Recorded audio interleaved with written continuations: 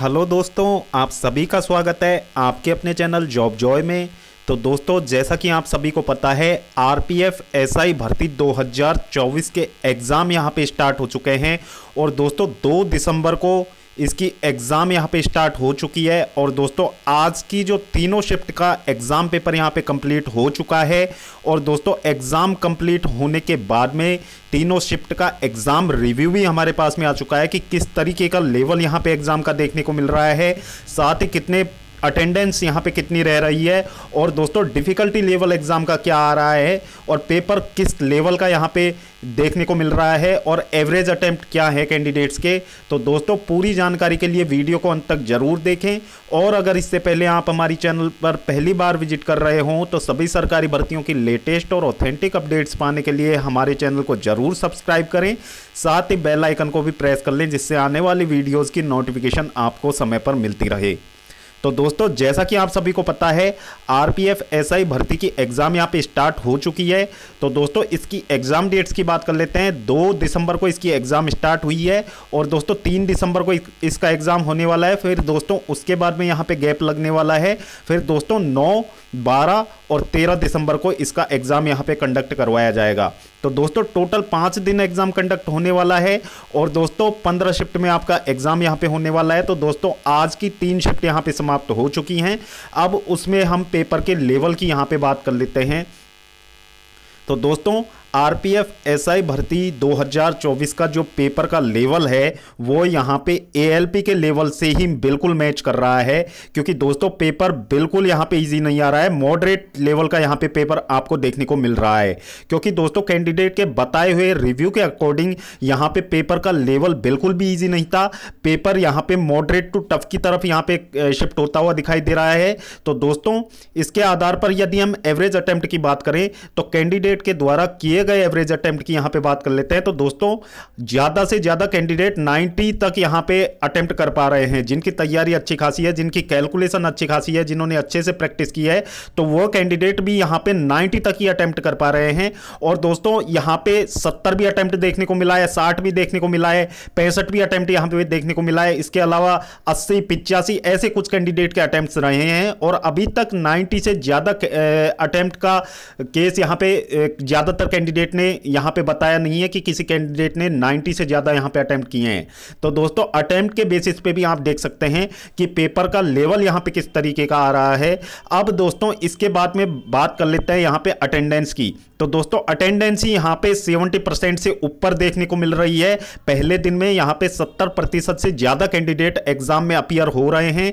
बाकी यहां पे कहीं कहीं अटेंडेंस 80% भी देखने को मिली है, बाकी 70% से कम अटेंडेंस कहीं पे भी देखने को नहीं मिली है, यानी कि अटेंडेंस भी अच्छी खासी आपकी रहने वाली है। और दोस्तों ओवरऑल अटेंडेंस भी इसमें आपकी एएलपी के बराबर ही देखने को मिलेगी। जिस प्रकार एएलपी में 75% तक यहां पे अटेंडेंस देखने को मिली थी, तो दोस्तों उसी प्रकार लग रहा है कि इसकी जो सभी शिफ्ट की एग्जाम यहां पे समाप्त होंगी तब तक यहां पे इतना ही टोटल जो अटेंडेंस ही यहां पे देखने को मिल जाएगी। बाकी वो तो आने वाले दिनों में ही पता लग पाएगा कि आगे कितने कैंडिडेट एग्जाम देते हैं और कितने एग्जाम को स्किप करते हैं।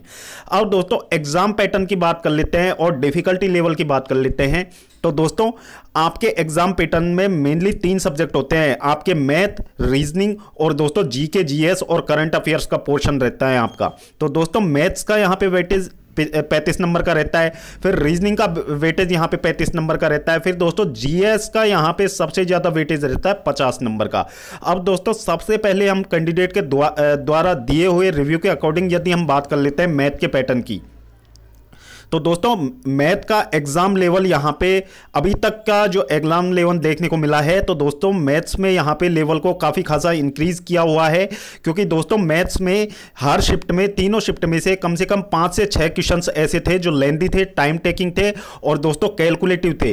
तो दोस्तों जिन भी कैंडिडेट का अगली आने वाली शिफ्ट में एग्जाम होने वाला है, तो दोस्तों वो इस चीज़ के लिए तैयार रहें, क्योंकि दोस्तों जो कैंडिडेट यहाँ पे स्टार्टिंग में गए तो उन्होंने क्या किया, कई कई क्वेश्चंस ऐसे थे जो बहुत ज़्यादा टाइम टेकिंग थे या फिर उनकी कैलकुलेशन बहुत ज़्यादा लंबी थी, तो उसमें अपना ज़्यादा टाइम यहाँ पे बर्बाद कर दिया। इसकी वजह से आगे वाले पोर्शंस में वो यहाँ पे ठीक से क्वेश्चंस को अटेम्प्ट करने में असफल रहे। लेकिन दोस्तों अब आगे आने वाली शिफ्ट के कैंडिडेट के लिए ये जरूरी हो जाता है कि आपको एग्जाम में ध्यान रखना है कि आपको जो टाइम टेकिंग क्वेश्चंस हैं, चाहे वो किसी भी पोर्शन के हो, मैथ के हो या रीजनिंग के, तो दोस्तों आपको उनको स्किप कर देना है, उनमें ज़्यादा आपका टाइम बर्बाद नहीं करना है। फिर दोस्तों बाद में जब आप रीअटेम्प्ट करोगे उन क्वेश्चंस को, मार्क फॉर रिव्यू करके आपको निकल जाना है, और बाद में जब आपके पास टाइम की उपलब्धता रहेगी तो उसमें आपको उन क्वेश्चंस को करना है। तो ज़्यादा टाइम बर्बाद नहीं करना है किसी भी क्वेश्चन के ऊपर।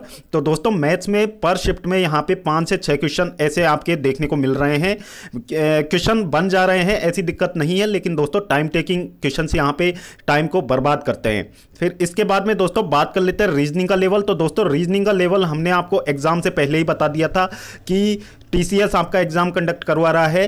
तो दोस्तों टीसीएस का लेवल है जो रीजनिंग का, वो एसएससी के एग्जाम्स में भी देखने को मिला है। ये बैंकिंग पैटर्न के कुछ क्वेश्चंस को यहाँ पे दिया जा रहा है, बैंकिंग पैटर्न के क्वेश्चंस, यानी कि आपके सीटिंग अरेंजमेंट के क्वेश्चन यहाँ पे पूछ लिए जाते हैं, साथ ही आपके पजल्स के क्वेश्चन यहाँ पे पूछ लिए जाते हैं। तो दोस्तों ऐसे क्वेश्चंस का आपको यहाँ पे प्रैक्टिस करके जाना है। और बाकी जो रीजनिंग का लेवल था वो आज पहले दिन इतना अच्छा खासा नहीं रहा था, जैसा कि एएलपी में रहा था वैसा रीजनिंग का लेवल नहीं रहा था। रीजनिंग में कैंडिडेट यहाँ पे 35 में से यानी कि 32-33 आराम से, यहाँ पे यदि कोई कैंडिडेट अच्छी तैयारी करके गया होगा तो 32-33 आराम से यहाँ पे अटेम्प्ट कर लेगा इसमें। लेकिन दोस्तों टाइम टेकिंग क्वेश्चंस दोनों ही पोर्शन में देखने को मिला है, इसलिए आपको अपना टाइम बर्बाद नहीं करना है।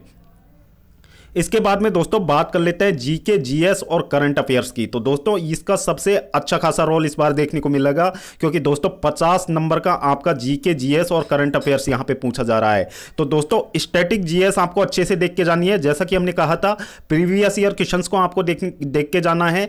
तो दोस्तों प्रीवियस ईयर क्वेश्चंस को आपको एक बार जरूर रीडिंग करके जाना है। और दोस्तों जो शॉर्ट्स में जो कुछ यहाँ पे चैप्टर्स है, जैसे आपके जो सांस्कृतिक धरोहर हो गई, इसके अलावा दोस्तों डांस फॉर्म्स हो गई और भाषाएं हो गई और कैबिनेट मंत्रिमंडल वगैरह, इनके बारे में आपको विशेष ध्यान रखना है। ऐसे क्वेश्चंस को जिनका भी 3 तारीख को एग्जाम है उन कैंडिडेट के लिए विशेष हो जाता है कि यहाँ पे वो कैंडिडेट इनको जरूर देख के जाए, क्योंकि इससे आपके डायरेक्ट वहाँ पे सवाल देखने को मिले हैं।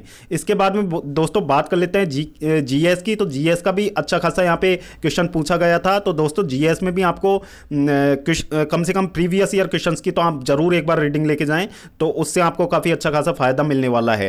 अब दोस्तों करंट अफेयर्स की बात कर लेते हैं। तो दोस्तों करंट अफेयर्स यहाँ पे साल 2024 का यहाँ पे काफी अच्छे से यहाँ पे पूछा गया है।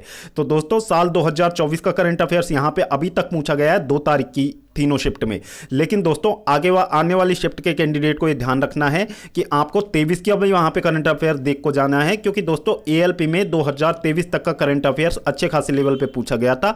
तो हो सकता है आगे आने वाली जो एग्जाम्स हैं आपकी, जो कि यानी कि 3 तारीख को, उसके बाद में 9 को, फिर 12 को, फिर दोस्तों 13 को, तो दोस्तों अभी 4 दिन आपका एग्जाम और होना है, तो उनमें हो सकता है लेवल आपको थोड़ा सा बढ़ा हुआ देखने को मिले। इसलिए आपको 23 और 24 की करंट अफेयर्स वहां पे अच्छे से देख के जानी है और प्रीवियस ईयर क्वेश्चंस को आपको देख के जाना है। बाकी मैथ और रीजनिंग में अच्छी खासी आपको प्रैक्टिस कर लेनी है। जिनका यहाँ पे एग्जाम 9, 12 और 13 को है, उन कैंडिडेट के लिए जरूरी हो जाता है कि थोड़ा सा अपनी कैलकुलेशन को यहाँ पे स्पीड दे। और दोस्तों जिनका भी 3 तारीख को एग्जाम है, तो वो कैंडिडेट के लिए तो विशेष रूप से यहाँ सलाह दी जाती है कि टाइम टेकिंग क्वेश्चन में आप अपना टाइम बर्बाद ना करें। जो क्वेश्चन आपसे बन रहा है उसको बनाते चलें, अदरवाइज जो क्वेश्चन आपसे नहीं बन रहा है तो उसको मार्क फॉर रिव्यू करके आपको आगे बढ़ जाना है। फिर दोस्तों दोबारा जब आपके पास, जब आप तीनों सेक्शंस को यहाँ पे अच्छे से देख लोगे, वहां पे अटेम्प्ट कर लोगे, तो दोस्तों री अटेम्प्ट में आपसे वो क्वेश्चंस भी बन जाएंगे और आपका समय भी बचेगा। तो इन सभी चीज़ों का आपको एग्जाम सेंटर में ध्यान रखना है।